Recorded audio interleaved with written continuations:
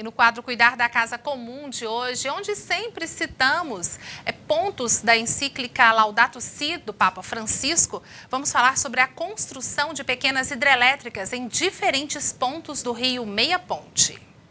Além das agressões que já vem sofrendo ao longo do tempo, o rio Meia Ponte está no meio de uma polêmica. É que, segundo o Ministério Público, a Secretaria Estadual de Meio Ambiente, Recursos Hídricos, Infraestrutura e Cidades, a SECIMA, está analisando o licenciamento para a implantação de 4 projetos de pequenas centrais hidrelétricas, atingindo uma região de 8 municípios: Aloândia, Cachoeira Dourada, Goiatuba, Mairipotaba, Morrinhos, Padamar, Piracanjuba e Pontalina.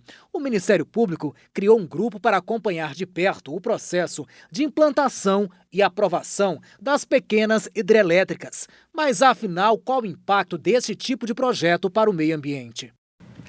Para responder a essa e outras questões, eu converso agora com o professor Antônio Paspaleto, que é coordenador do mestrado em Desenvolvimento e Planejamento Territorial da PUC Goiás. Oi, professor, boa tarde, tudo bem? Boa tarde, tudo bom.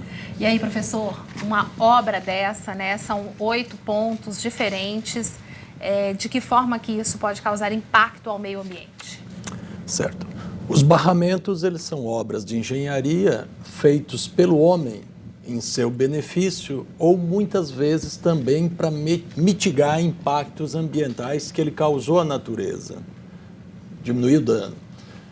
As pequenas centrais hidrelétricas, elas são uma forma de obtenção de energia com impacto menor do que grandes empreendimentos, exemplo de Itaipu, Serra da Mesa, porque os impactos eles são de menor monta e mais localizados. Por outro lado, há um fornecimento de energia. Entretanto, qualquer tipo de ação humana que muda a natureza vai gerar uma série de impactos, como alteração de fauna, de flora, ocupação de áreas que antes eram agricultáveis.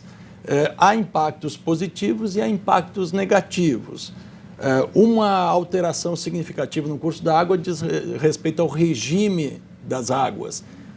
O rio ele passa de um regime que antes era considerado lótico, com as corredeiras, para ter um regime lêntico. Então as águas ficam mais paradas, você pode ter processos de eutrofização, enriquecimento das águas que levam à alteração da fauna, da flora, mas também dificuldade dos processos de depuração natural de água. Então o rio, que é o Meia Ponte já bastante poluído, ele pode aumentar o seu potencial de oferecer risco de água contaminada. Isso a gente lembra de... a gente sabe que é necessário ter a questão da geração de energia, mas tem tudo isso aí, né? Tem uma opção aí, um meio termo de que forma que isso poderia ser conduzido, que causasse menos impacto? Bem, a obtenção de energia por hidrelétrica é uma alternativa positiva frente aos combustíveis fósseis, né?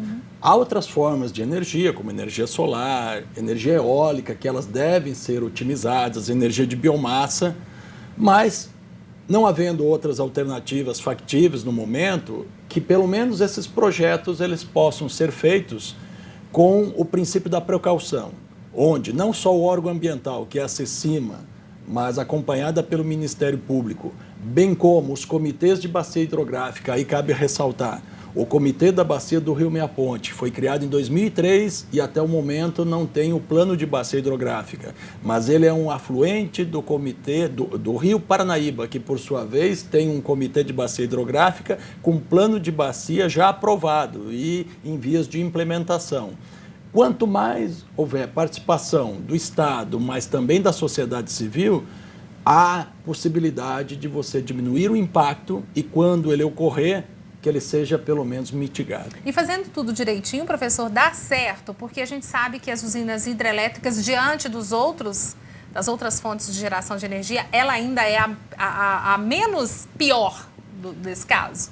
Justo. A energia hidrelétrica é considerada uma energia limpa, né, frente às fontes de combustíveis fósseis, e ela também traz outros benefícios, se a gente considerar. Por exemplo, o rio Meia Ponte está diminuindo muito o volume de água em função do desmatamento, da ocupação e também do consumo de água. Muitas vezes esses tipos de represamento, eles aumentam disponibilidade de água em certos períodos e pode-se fazer a regularização da vazão nos períodos de seca. como também aumenta a disponibilidade de água para fins de uso até de agricultura, pecuária ou mesmo abastecimento público, bem como para as atividades industriais. Considerando que o estado de Goiás está em franco desenvolvimento, há necessidade de fontes de energia e há necessidade da água enquanto um recurso hídrico para o sistema de produção. Mas tudo é preciso ser feito com muito controle, né? A gente sabe que a usina de Serra da Mesa, que é uma grande, né, hidrelétrica, até hoje a gente tem aí alguns problemas que foram acarretados ao longo dos anos em relação a essa construção.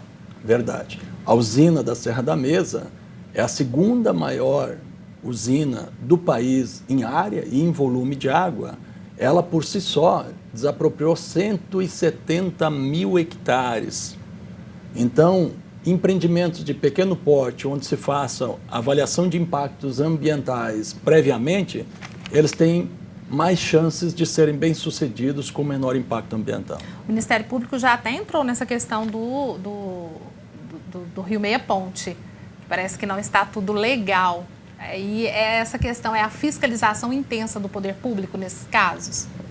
Penso eu que não só o Ministério Público, mas o Comitê da Bacia Hidrográfica dos rios atingidos, e em especial do Rio Meia Ponte, e aí o Comitê da Bacia Hidrográfica do Rio Paranaíba, já que o Meia Ponte é um afluente deste, eles têm por obrigação discutir este assunto e apresentar para a sociedade aqueles projetos que forem mais adequados. Até porque os comitês eles têm representação do governo, dos usuários e da sociedade civil.